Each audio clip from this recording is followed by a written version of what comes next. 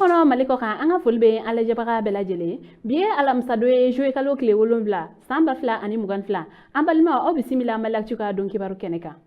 bi kibaru numbambulo kada kulo kan ode mali tungaranke mogo mugan fla ulu koni ni tora baji kan kasara dora bi kibaru numbambulo kada kulo kan ode mali tungaranke mogo mugan fla ulu ni tora kogoji kan kasara dola kibaru misrama ulu konni ayire kafo ko kabini jouer kalo kle mugan fla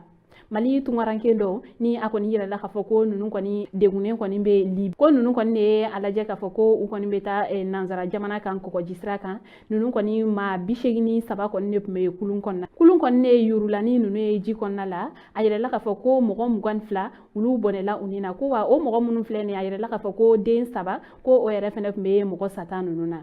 nga kawla dona kafo ko deme koni dona ni jiga mogo nun koni ma ko mogo bi oro ni kele ulu koni ni sera khay ogum konala mali jamana nyamo ule ayire kafo ko OIM ni Organisation Internationale de la Migration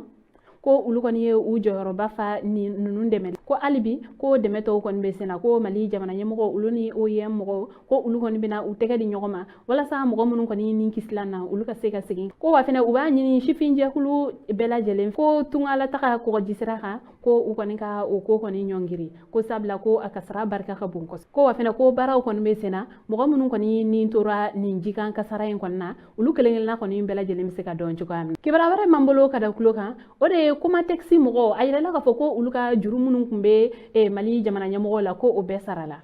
kibara musirama ulu konne ayire ka fo ko akunga chani kalo woro esano kuma taxi mogo ulu konne kunga bara jolno ka sababu ke ko uga juru do be mali jam kawlaro na ka fo kuma taxi barakela ulu ka juru mo kono me jamana na ko akon me ta sefa wari million keme woro nyokona la ko wa ko ni barakela nun konne kun hakya be ta mogo bakile aleni mogo kawlaro na ka fo abe wati bo mali premier ministre Dr Choguel Kogala Maiga ale koni kun ye a kuma kan di ka fo ko kuma taxi ko a barakela ko uka juru ko wako labe umbe sena wala sa nunu kelengel na bela jele miseka uka waru soro kuma taxi barakela uluka hake nyini jakulu nyema ni oye mori kante okone ayire ka fo ko barakela bela jele ko ni uka waru soro uka kontu konala kabini jouer kalo klenani o kumun konala ko ulu koni bena seli koni ke lafia aleni ni sonja konala nunu koni ful kerengere ke kanyasi mali transition nyemauma ko wa fena uga foli be kuma taxi barakela bela jele ko sabla ko bela jele honne wilika joke wala sa ugon ga hake uga seka sabatu uyeni chukola kibara ware mambolo kada kluha ore demeke ni ale dugudo e mumbe kay bingal kala do koni tara magazin flaka o koni dakari kibara mun serama ulu koni ayire kafa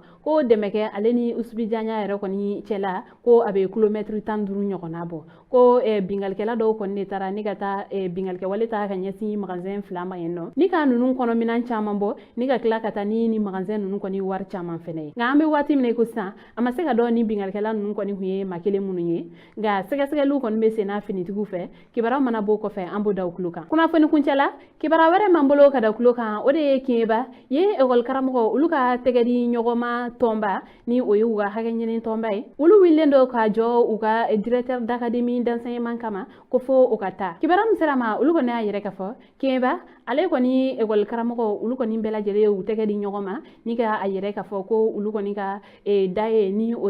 directeur d'académie d'enseignement ni mo gon kon ka fala ko keba ale ko ni sigidaro be no ko lafia bugu ko defu ale examen yere kon na ko directeur d'académie ko ale ko ni finitigu ko ni bla uga egol donka ulufie ko ali uga recreation wari ko finintigu ye o bela jelimbo école dungma ko wa fene ko amada oma ko finintigu ko ulu yere ko ni mbe fo classe kono la yere ko ni fene la ko o ko ni kera sababu ye ni ka école dunka ulu jawuli ko sabe ko wa fene ko o yere fene temelen ko fe ko danaya baliya ko o ko ni tamasere kon do kanyesi